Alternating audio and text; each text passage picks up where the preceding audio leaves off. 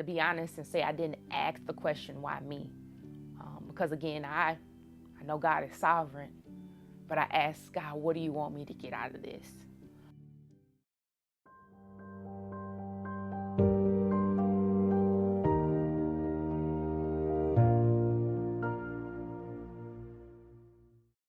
Hello, my name is Minister Margie Williams, and thank you for joining me for my new podcast, Purpose After the Pain, where God has made us stewards of our pain in order to fulfill our purpose.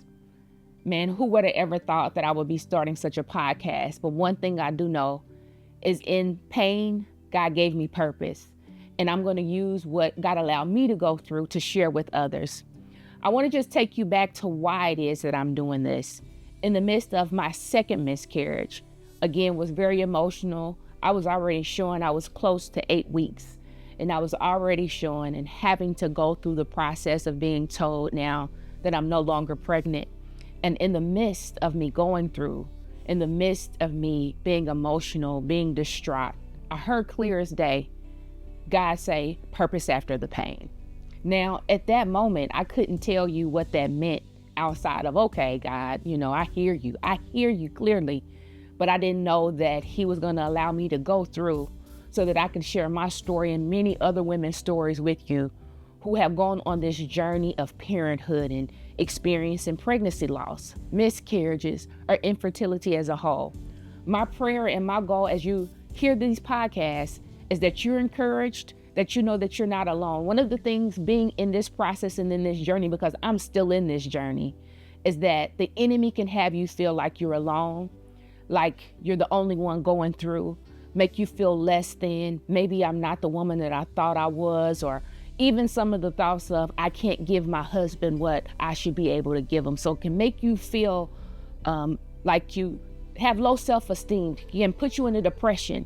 But my prayer is as you listen to this podcast, as you tune in every week to hear what's going to take place, that you'll be encouraged, that you will be reminded that God is sovereign and that he is faithful and that he is just and that he is perfect in all of his ways. God knew that we would be right where we are, and he's still here with us. And so I'm so grateful to be able to share this platform, to be able to tell my story, and to be able to be a minister to those who need to be ministered to.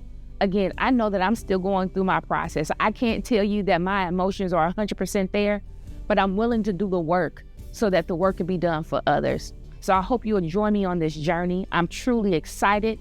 And I know that if you continue to tune in, you're going to hear a story, whether that's dealing with pregnancy loss, someone losing a child if they've had a child, someone not being able to have a child and having to cope with what is it like to have that desire to be finally married, but now you cannot have a child, or women who have decided to do adoption. My prayer is that through one of these stories, you'll find yourself, and that you again know that you're not alone, because God is with you and that he's giving you a sisterhood to walk with you through your pain. It's my hope that you know you too can have purpose after the pain. How can we know God to be a healer unless we're in places in which we need healing? How can we know him to be a provider unless we're in a place where we need him to provide? And so I know that God is going to be with you on this journey as he's with me. And we're going to walk this together. We're going to cry together. We're going to laugh together.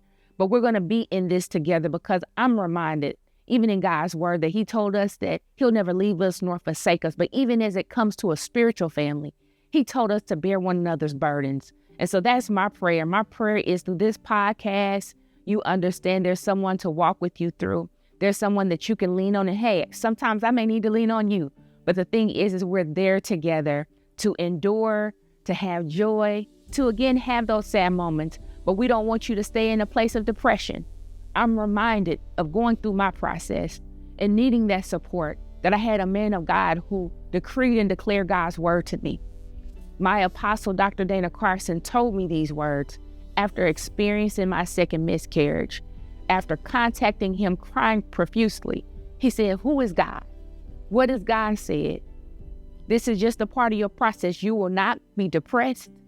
You will not be in a sad place, stay in a sad place. You will hurt, but you'll make it through this." And that's what I want you to know as you hear this podcast. You're going to make it through whatever your process is. And again, knowing God is there with you.